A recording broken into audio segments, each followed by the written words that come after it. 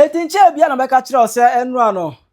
Bawku no ebi mu kopie mu Accra High Court ano mu demand the immediate release of Nasheriga. Abra Ghana Armed Forces for ekwache no. Na otwemenu nie omu hu nanim, omu nte ne nka. Emane na ombofu ekopie mu Accra High Court. Na no ana video na kwato Twene Jonas enim bo kire say his excellency say bo anya ade. So otimi kwache ohene Bawku, eja Bawku pa de. His excellency anya ade eti Twene Jonas obekasa. No blast power fire. I was out to be cry man Bawku no. Enye easy. I Penyah block media. Let's watch any demo. Obe like video no other but subscribe button and back the verification for no latest updates. Now better the why you dey mama e will comments. Smash over so. No share for any be share. So when Edward manager Bawku tawantawa otu for tena so e the year etu ye. E man mediation exercise of the koye ye. Say the koye you know say seven na share diga free Bawku ho no more.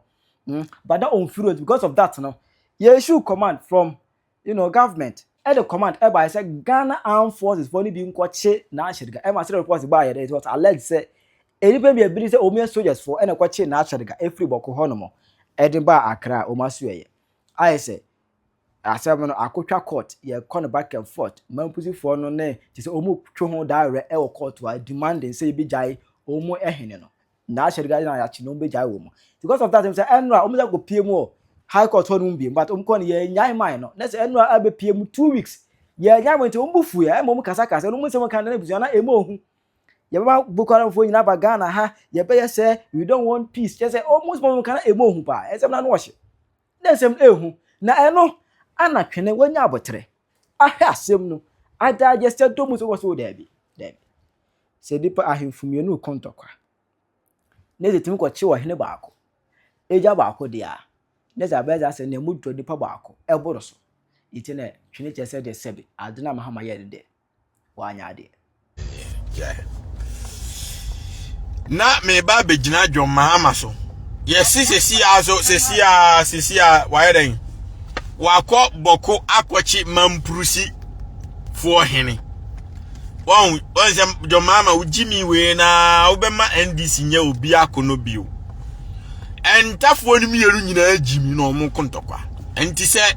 ubegina se mampurusi hene ono de oyedan on ekoso ntokwa no na waja ikosi ase hene a we kwase a watwusi side on jimi se omiyeru na kogu prison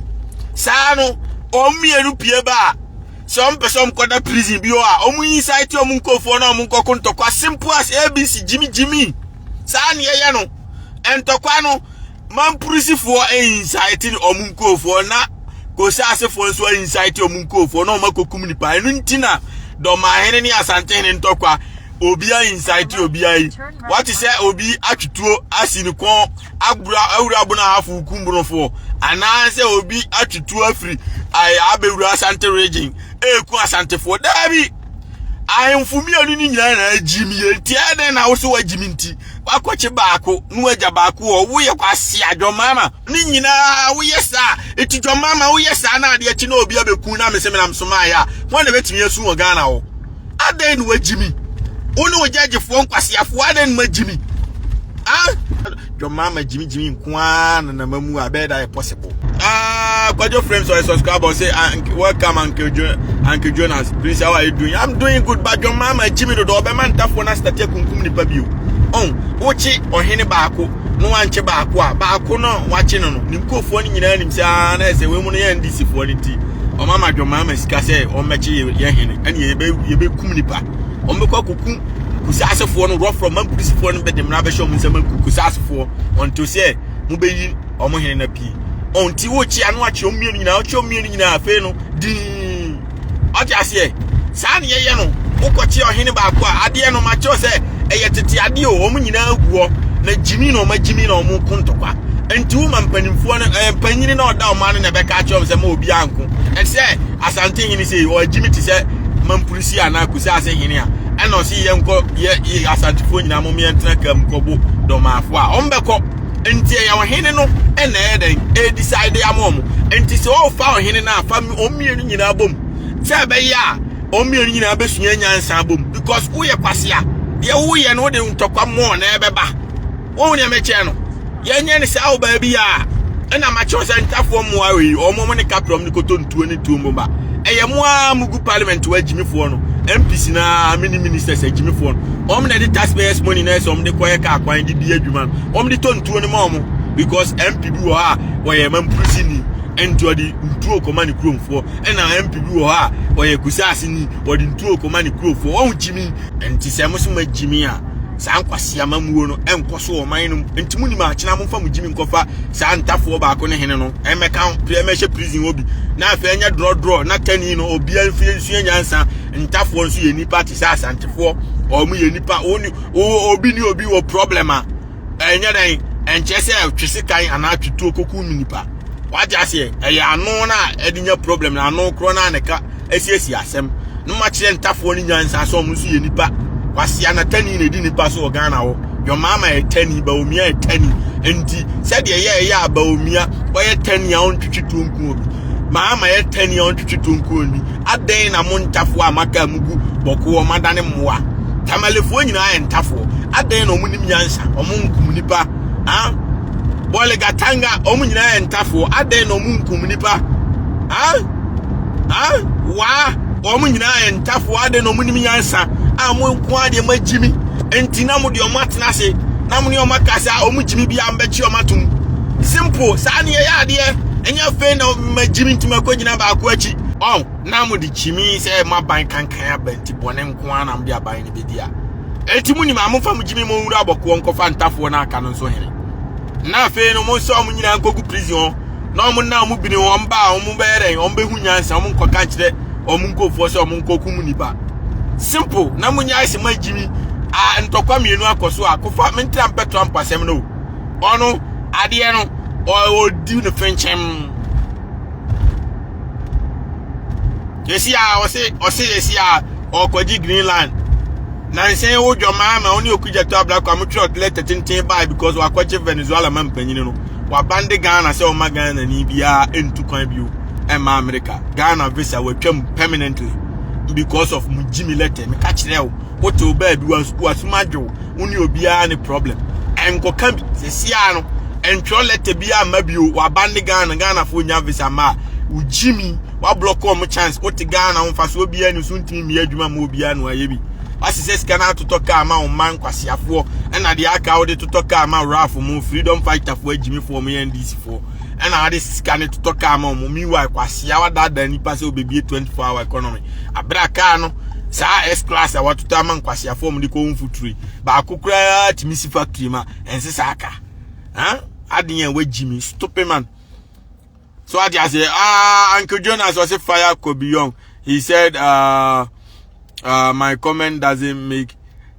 sense. Fire him. He's stupid, Jano. Well, me na NDC for Jimmy for. Kwasi ya wadada ni pento abama na baby adwuma ba ya first can kosi factory as me de to kama me ntafo mami wi me to my freedom fighters Jimmy on be den yeska to petrol gum. Omo de ka na konya accident omo ko buru no mato atwene. Obe onipa bia o wi ase wa mere no anya ntim fifiri ankoto ka na de shade nsema okoburu akoto atwene because onim the value onim the cost to sell my sika no kwa we kwasia Jimmy na Ghana fo no beba bruchi no mabra ba ko mu ya na do Jimmy twetwe kwasia lete na fi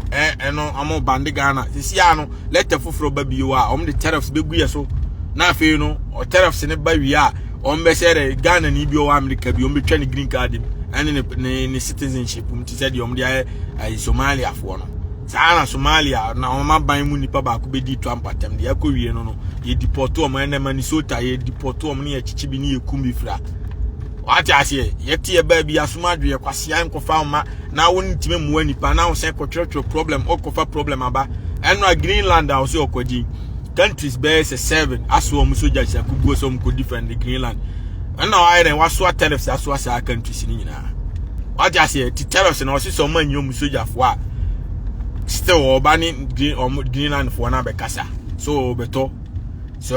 omanyom soja fo amfa wo ba be ku country bia mu soja fo afri Greenland wo na still wa ba ya be wa be che Denmark mampanyi na be she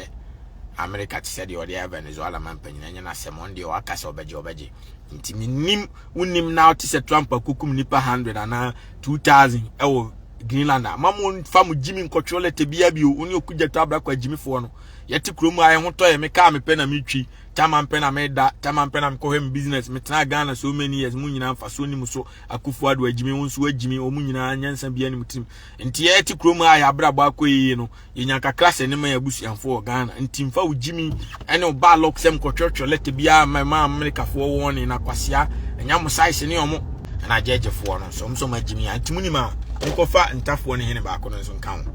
na mi hu se mo ye fair judgment wo na say Jimmy judge me man prusi hene minim ba akokura minim kusi ase hene minim obia but wo no to ye on fair judgment I will say kuro no on wo se kuro ntafo ne nyina Jimmy nti ntafo ne nyina ye moa me mete a me nka se me di o matem se bokofo ye moa me separate o mo because minim so mo nyina na Jimmy nti na mo nyina Jimmy no na wo se makoche ba ko hene maja ba ko because we Jimmy back on the NDC ni wa ma uska wo say we selfish reason that be at the end your goal is to solve and maintain peace enti omienu na ese o handle omienu nyina bom ukofa baako na ja baako a you are being selfish enti say wo chi omienu nyina begum na afa o mo sign contract say o mu ko a o mbe control mo nkra no obi anku obi abiu obi abetena ni ba bi din na afa no why then anti asia ye adwuma simple nya fe na adi Jimmy ebere every be gina say oh and I say Trump ehihye mra ma Venezuela man panyini say onim no be ma America warn bi o a obeda sorry na ya be china be she prison o America guy una wo ba Russia for be ba ye be start World War 3 and na ba China be ba be boa me China for wa ha mu di mfidi aba Trump bomb on koduru ye no and na Venezuela for soldier for ni nyina within 2 seconds bisa say omtimi che Trump so omantimi anche bomb ba kokura ma after kunu o ma anche ba kokura o mu na ne soldier for ni nyina efa police for ni say ku Russia for ni so China for ni gu o mu guide o mu ni nyina efa bibia de ko simple say yaswa US UK ne one soldier for ko gu Greenland you say obana negotiation anya adwuma the 15 seconds be there be fa Denmark man panini easy and fa no be ku soldier for ni nyina so ma Jimmy o be kan boko na mo so mo ntiase a o de gidi be ba o so obeje mo ye ne obeje simple so atiase enti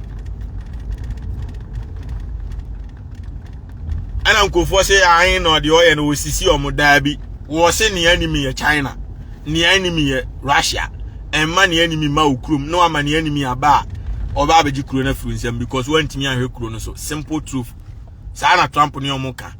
me enemy eni kwa se mo ma me enemy ba ye eba mu krum aja se ti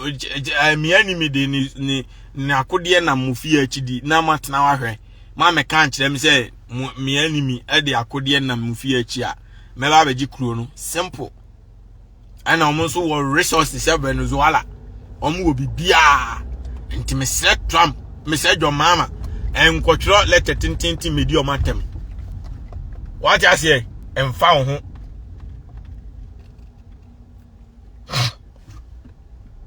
adieche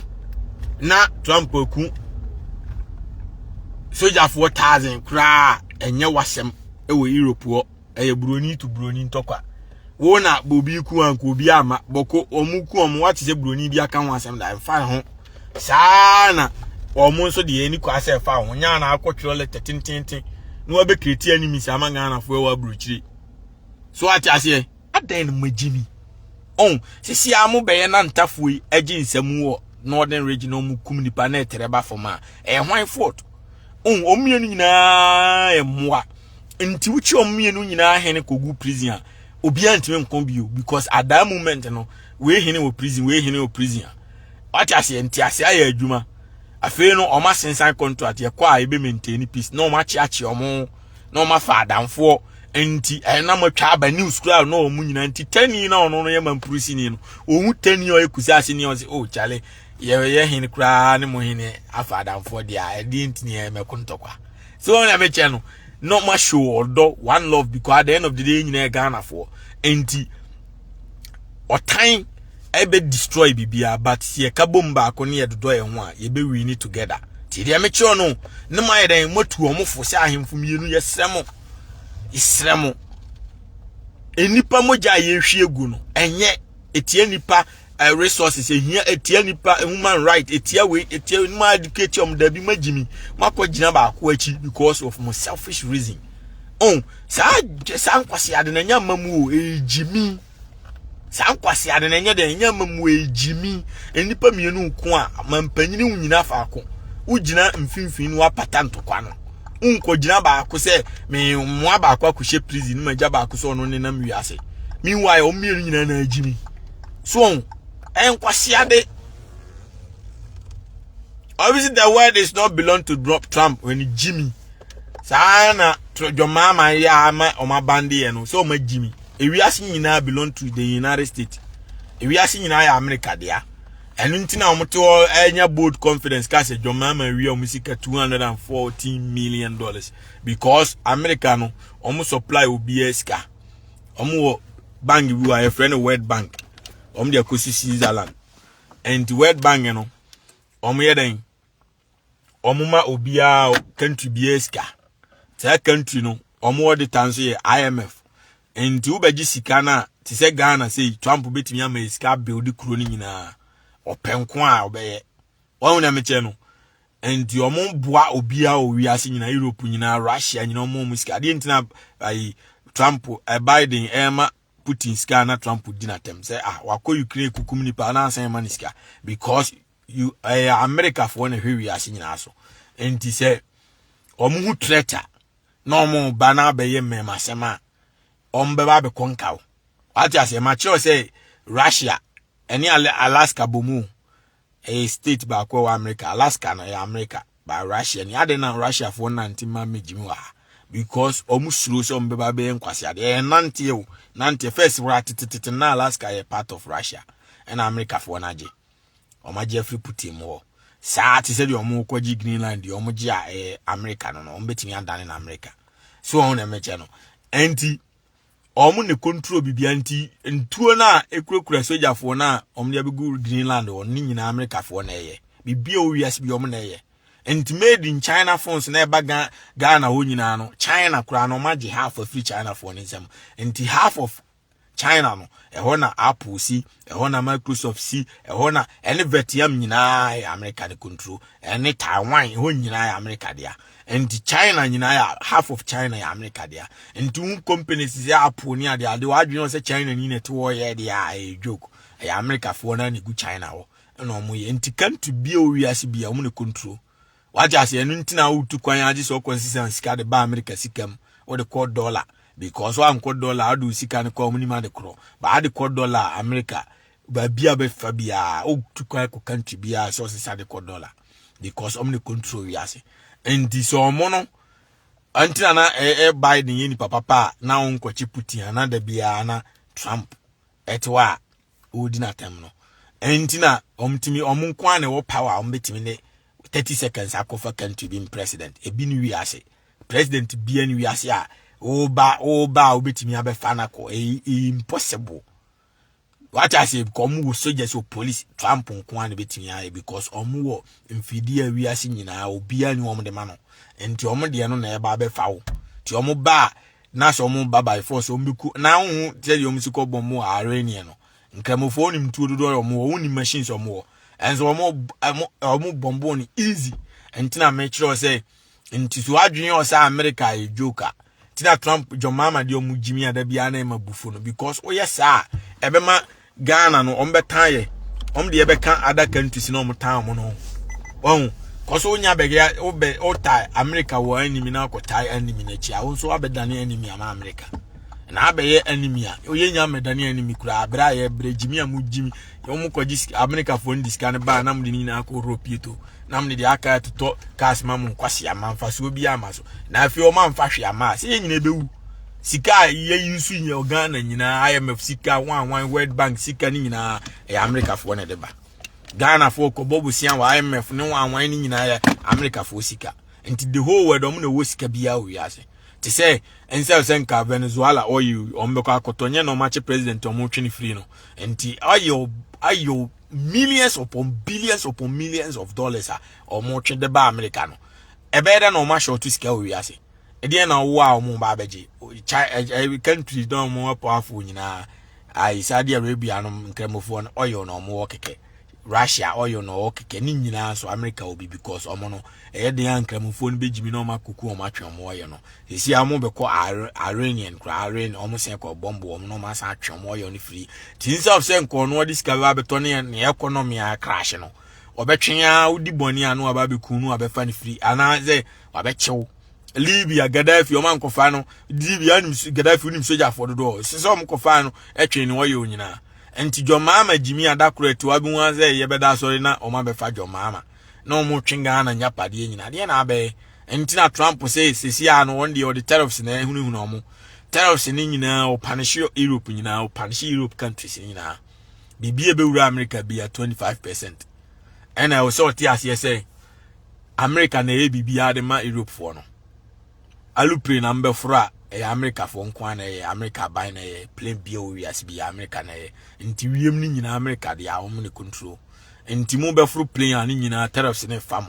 what you say iPhone mo be use be a tariffs of fam Android phone be use be a tariffs of fam bi bia be fam nti o mo punish o mama o punish o mama da na hiafo nti o punish o mo na just onye ya no de soja for akuku soja for ni na no afa Greenland no so ati ase tu sa entina omo puti ko Russia omo crash Russia economy no because omo sanction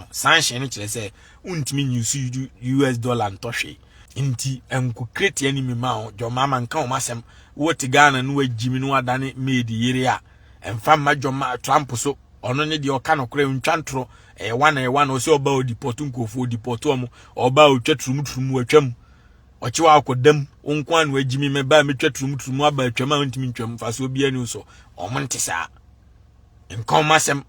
ena odobroni o dane ne yiri ade be chi na obi akunu e me na mbo pa simple obi ntimi nkasa enti mo bia mfi omo kwakuma nu ne kwasia ne mfi se oba me kanokre tema me kanokre na yakufu at time mo fire John Mahama ba ya onye skedi no da bia obedi matem ena Twene Jonas ayese Twene Jonas ayese meanwhile o man ye beboa nyina John Mahama sise sika ma ne mana muti abombam no a kwanya tutu ayi ntua teacher for ka nurse for kwasia mpanyi okobo nurse for hospital ye diskana to ka ama no ya to S class uni S class start over $150,000 $150,000 aburu 30 billion e Ghana sikam ye de atoka mienu e de ama raf so fa ngun futuru kwase ya toruwa se skent mitua na esifu nyina aka na raf no so jimi a wajimi onim so oboa Mahama hu ina John Mahama atoka azimi meika ndi amepe anya se oboa no wo mo obi ahun se John Mahama jimi waja se wo mo obi ahun so ajimi tunim se oboa John Mahama hu se o se scan toka ama enkwasiafo ne nkwasiama dabi o mo obi ahun so ya boa ba se wo no rafo no kogina factory bi ho se John Mahama si factory bi wa anti nyina freedom fighters yenya adwuma wa anti obi amra ne yemfa no ha na obi anya bosomi 20 million 10 million ni dia eno obi abehu se woni minyansa ba wa kogina ho na wo gina ka ho se yakoto ka ma ho no na omo ani omo ye campaign freedom fighters ni nyina no na omo so namfo mo nko adaka ma obi anim si wa jimi. Because that is not the message who preach here. The message is say yempe mampanyi no me yekuru. Nya message is say mampanyi no beba obesi sesika na atuagu atotoka asache individuals. There be mampanyi na obebi adwuma 24-hour economy ano ni enim. What I say ti on me 24-hour economy a ye den ti na tam sika over $100,000 de kotoka. E de makwase mampanyi we obeda nya sika kura to petrogum. On anya wankoto Toyota Corolla bi kura no de akwa taxi de adidi akoto luxury car na de amakwase we na motrum kankan wi no okono magum wajimi John Mahama sami jamfi less than a year no akoto $500,000 car ya condemn sa ade no enye wo se openly boy ne mama den me kanche Ghana fo nyina say o chene cars mienu wo yesa enya obi na wo ye no ugu ama oban na nimase afele ye muntwantro se menua Ibrahim Mahama ade no so Ibrahim Mahama bibia obi aye wo Mahama odia kwase aye nti wona okowi asan kofa mines ma Ibrahim Mahama enti wan na de ma no nya wo no dia agde na kufu ado so Ibrahim Mahama san kofa mines ama ne dia black voter na men dia Ghana Bauxite Limited aden na mo opposition amaye Ibrahim Mahama dia ma ban mo wi Ghana Bauxite Limited dia ma no edi no kura che se e o man japade Mus majimi mo pa mo se sanna no enana no Ibrahim Mahama Bauxite Limited black voter man japade ye nyina ebe didi won won se matam de ama menua Ibrahim Mahama no nko an didi because mo ye selfish mo ya akronfo abrofo no se mo ya akronfo ti mesra mo mamu nko ka o masem biu ompo mu nku Greenland fo nyina nya ya Ghana ni Asem emre ya duani ni ena ya sanction Ghana visa yi abema nkofo bebre abrabo asai nkofo bebre abruchom bedura no mabrabo asosidi enti mu jimi lete keke no emre wa duani ni o na de trouble na abrewo enti mam nkotwe jimi lete bi ama Trump no de oye nyina odi kan campaign time so obo obeye what you say obo obeye Somalia fo so mu nsuro no mko jimi yi Oma ban ni ko jimi ye sesi a o se odipoto mu nyina de omako ewia no asan akotwe president na akotwe mu nyapade ba mo president ni so nim nyansa ho medi o matem bio Chira wa adwe mame e wo comment section aha Penyah Media agra